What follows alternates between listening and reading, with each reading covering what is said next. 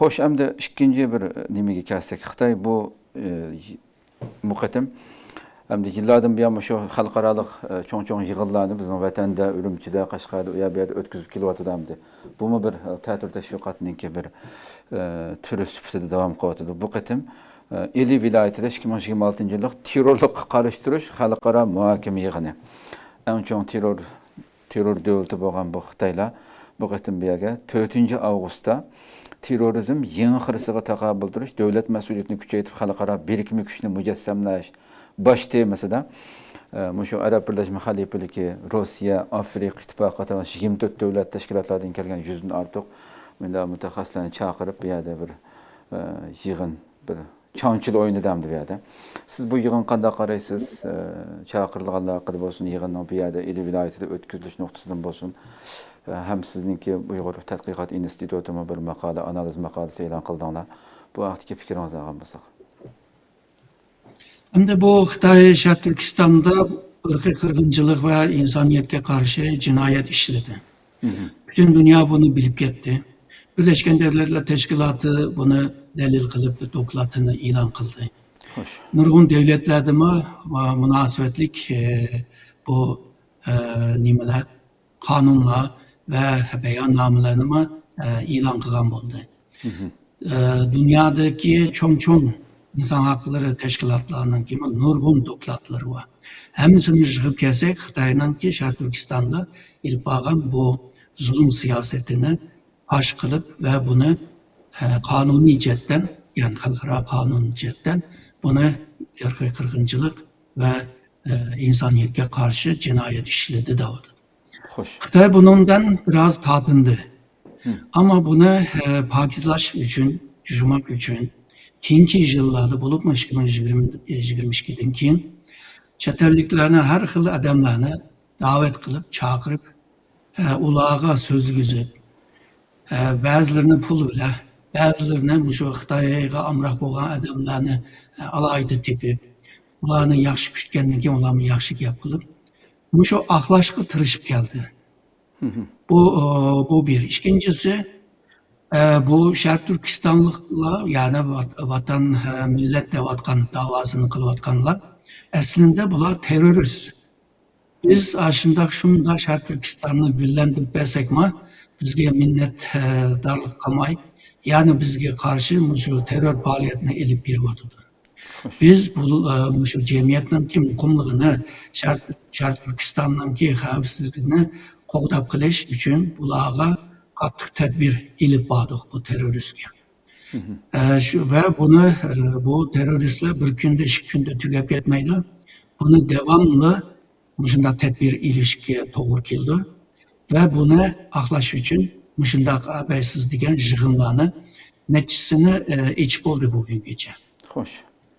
Yani Sharq Turkistonda bu üç kuchlar degan kuchlar, bunlar teröristtir, bunlar O'rta Osiyoda, O'rta Sharqda, bular şu insonlarga ziyon berdigan, bugün Xitoyga ba'zi sizlarga ziyon berdi degandek shunday gaplarni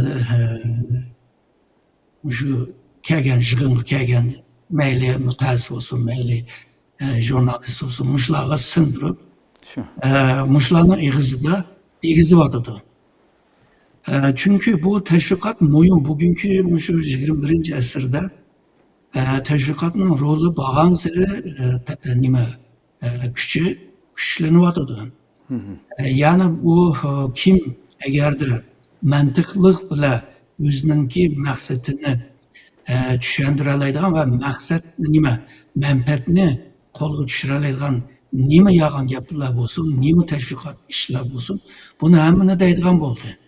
Ama bu Şark Türkistan meselesini, Xitoy meselesini yaxshi bilmeydiğin adam bunun işini işengenden keyin çoğun devlet bulup 5000 yıllık medeniyet tarihi bo'lgan bir Xitoy bunda yaman işlerini qilmaydi, aşı Uyg'urlar eski kedi. Halbuki Xitoyningki Şark Türkistan'da ilib borgan siyasetinin, o zulüm siyasetinin bir inkası Şark Türkistanlıklarının qilib hem siyasi jihatda hem de bu şiddet yoluyla, kurallık yoluyla tıkan olsa Xitoyninki siyaseti sebeptir. Uyg'urlarninki inkası, Şərq Türkistan'ın kartı vergen inkaz, reaksiya, o bir neticedir. Xitay neticeni sebep kılıp dünyaya tontuşqa tırışıvadıdı. Şundaqda bunda jığın, yani yalğızlı bir jığın emas. Bu jığında şu arkada görüngen nurgun resimler var, nurgun aşında tepağan piçaklar var, paltı var, bu nimelerinin üstüne. Yani muşundan nəzlərlər qıldıydı. Xoş. Ama biz Xitay deməkçi bu, Xitayın ilip bağın, yani özünün ilip bağın bu şiddet siyasetini 49'dan beri ilip gelgen bu bisim siyasetini bir yerde depenmedi. Digen nerse hem de biz ya bu bulağa dini cetten, siyaset cetten, iktisat cetten her sahada hatta medeniyet cetten bulağa nurgun imkanını peyda kıpırdı. Ama bula yine terörist faaliyetlerini kılıvatıdı. Şununla biz her daim teröre karşı çıkış lazım. Bununla birlikte bizimki teröristlerge karşı ilip bağın tedbirler ve siyasetler bir tecrübe bulup sizlerge mi tanıştır bireyle sizlerme bunu işiltanlar deb bunu teşvik kılvadıdı. Ve bu kelgen müteessisler yani terör müteessisler bu geplerini anlap özünün devletinde mi bularına değişim mümkün. Ve Xitay'ınki Şərq Türkistan'da bütün şu bu kamera bile yüz tonuş digendek, kanlarını elip DNA'larını ügünüş digendek. Şu nərslərini ama bazı devletlerine teşvik kılıvatı demdi. Şu. Bugün Orta Asya'dan İran'gıca hatta Türkiye'nin bir kısmı yağımı Xitay'ın şu teknoloji kilovatı demdi. Hem de Xitay Şərq Türkistan'da tapkan bu tecrübeni başka dünyaya tontup kılıvatıdı. Hem de bu tontuşunu bir yaxşı, çıraylık, şirin görüngen bir ilmi jığın bile düşürüş lazım. Xoş. Şununla bu terörle küreş kılış diyen bir jığını içivadıdı. Bununla okşaş şirik devletleri var.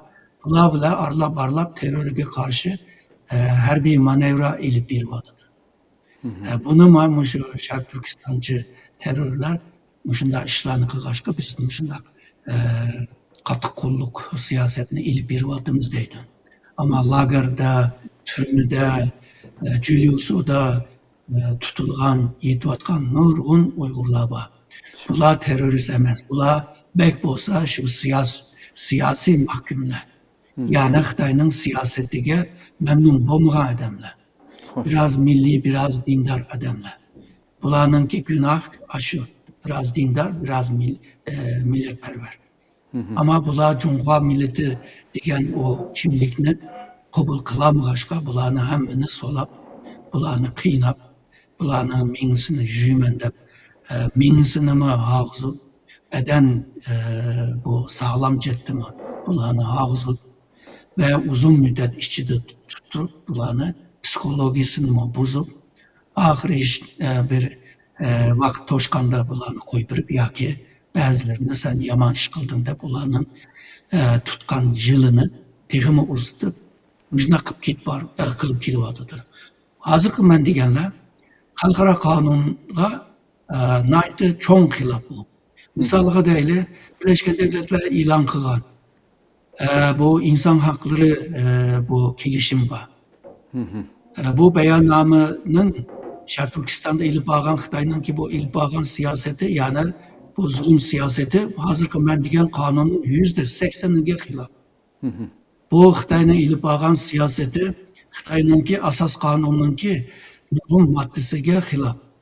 Xitay'ın ki bu kılganları Şərq Türkistan'da ilip bağın bu rayon, otonom rayon kanunun nurgun maddesiga hilap. Xoş. Ama bularını teşvik kılmaydı, bularını anlatmaydı. Yalğızlar özününki düşengen şekili ve aşı çetlerliklerinin düşünenleydiğen mantıkı bile bunu düşündürüp bir yerde menfaatini uğurlap git bardı hem de. Hoş. Şu, doğru. Hakikaten tefsili aleti cevap ediniz köptün köp rahmet.